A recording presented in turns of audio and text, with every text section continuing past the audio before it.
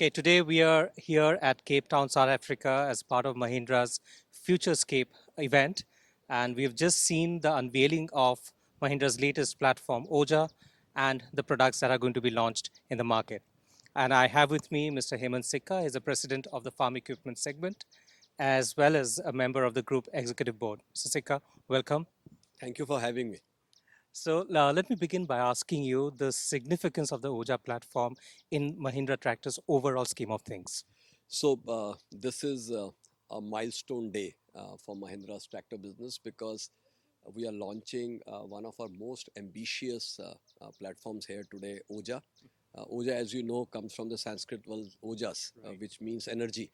So we believe that this will bring a lot of energy not only to our business, but also to all the farmers that we serve globally. This is a global launch here today. We are going to target three key markets through this, which is, of course, India, US, and ASEAN. And other than these three key markets, which are very big markets for us, we are also going to open up about a dozen more countries where this product will be sold.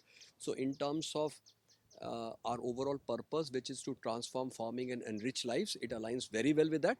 And in terms of pure business economics, again, this is a very good plus for us because it will help us grow our market share in India and US and also open up a totally new region of ASEAN for us. Right. What is the opportunity that you see for this particular market? You talked about ASEAN. What's the kind of size of the market there, and what's the opportunity for you? Our first ASEAN total, which constitute different countries, is about 80,000 units for this kind of tractors. However, Thailand, which is our main country to go to, is about 50,000 units. Almost all of that market can be addressed by OJA. Almost 90% of this market. So we are considering that about 70,000 market will open up in ASEAN because of OJA platform. And as we start launching this product at the beginning of 2024, I think that in next few years we should be able to establish a very good network of our dealers and we are going there with a very long term view.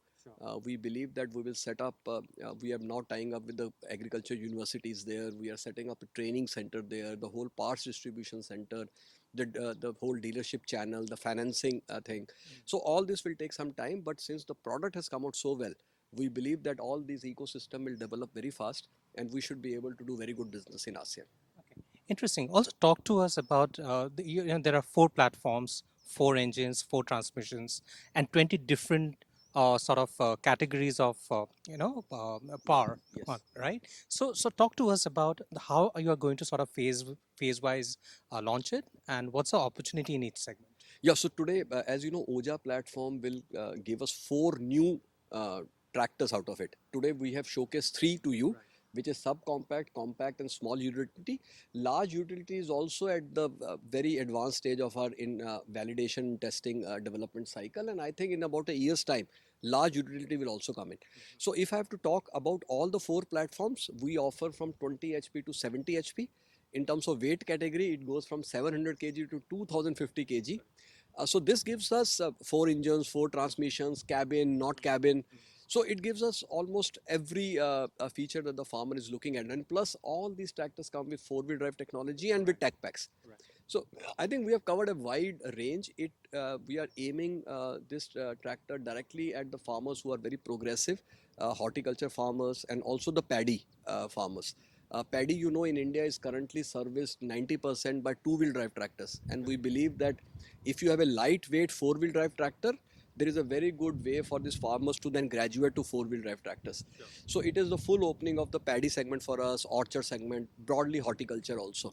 So this is a very good area. Currently, we were not present in this area with lightweight tractors. And now that we have lightweight tractors coming out, this is a very good thing for us. Okay. Also, talk to me about the very critical 40 to 50 horsepower category wherein you'll have your large utility tractor coming in. The opportunity and the size of that segment is clearly the largest, right? So talk to me about the opportunity. So the 40 to 50 segment, as you rightly said, is the largest segment in India. It varies in different countries, but if we have to talk about India, 40 to 50 segment is about, let's say, 57% of the total industry size. And if you add 30 to it, then 30 to 50 is about 86 or 87% of the total industry size. So obviously this is a very, very large segment, and we believe that we are very strong in this segment with our current offerings. And once the OJA 30 to 40 we have launched today, and 40 to 50 we will launch in about a year's time, that will place us very strongly in this entire 30 to 50 segment. And 20 to 30 also we have launched products today, which is a smaller segment compared to the other 30 to 50 segment, but again there our market share is less than our national market share. So being the market leader in India, we want to make sure that in every segment our market share is equal to or better than our national market share. So this aligns very well with our strategy. I get that.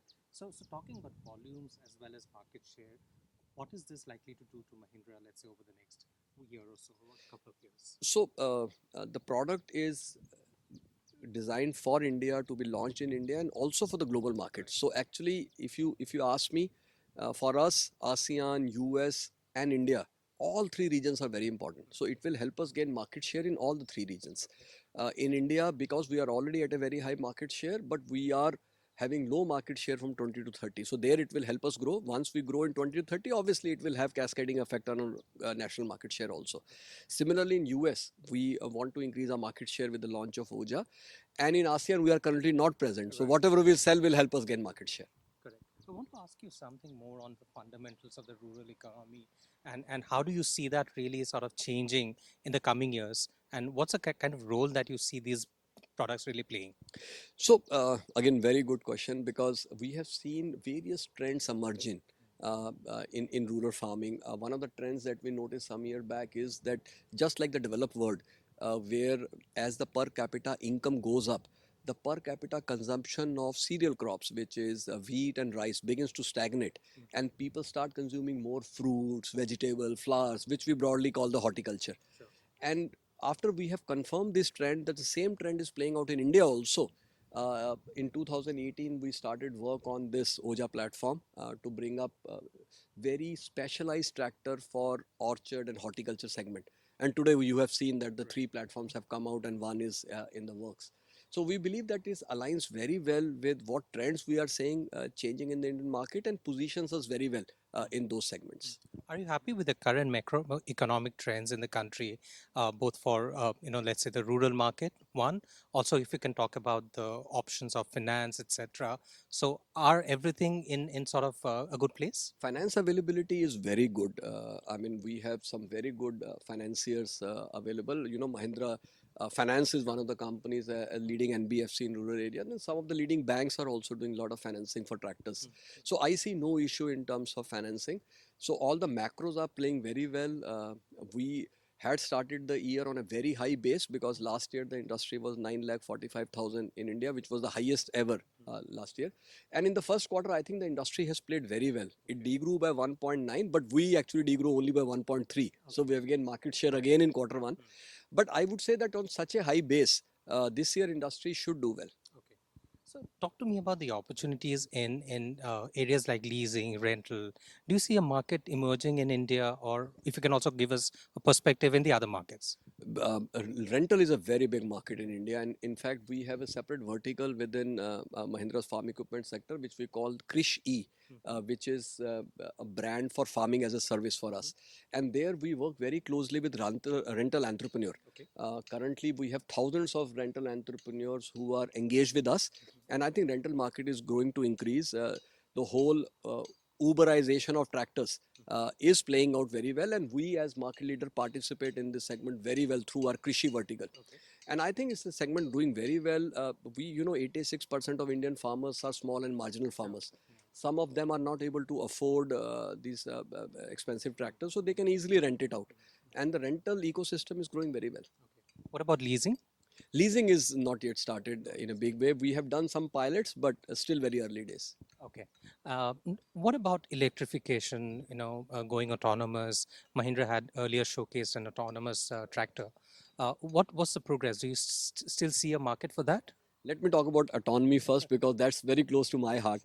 Uh, you know that we have believed that a fully autonomous tractor, like a fully autonomous SUV, is some time away in India. But lot of the autonomous technologies can flow into India. For example, in our SUV range, you have seen in the last 3 years that we have launched the Scorpio and XUV 700 and the new Thar. We have come up with lot of ADAS feature. Similarly, we felt that the same, like you have driver assist there, we can have farmer assist autonomous here. So we have brought in lot of farmer assist technology in the new OJA platform, and you will see all the demonstration going on today, where all these technologies improve the productivity of the farmers and also ease of doing farming in terms of comfort and ease. I think all of these are very good features from farmers' point of view. Okay. And about electrification? I think electrification is still some time away. It will follow the gradual cycle of coming in other forms of automobiles first before it comes into the tractor form. Yeah. Okay. One final question. Your focus on sustainability, climate change, carbon neutrality, and what is Mahindra Tractors really doing to sort of aid that process? So, as I said, that we have farming as a service, Krishi vertical, and there we are working with now 3,000 farmers, where we take a part of their farm, which we call the technique plots, and there we teach them how to do the best of farming technologies, the latest technologies, so that their water consumption per acre goes down. They're able to handle the stubble in a much better way. So we are doing all of this work and working closely with our farmers. Mr. Sikka, thank you so much for talking to us. It was a pleasure. Thank you for Thank you. having me. Thank you.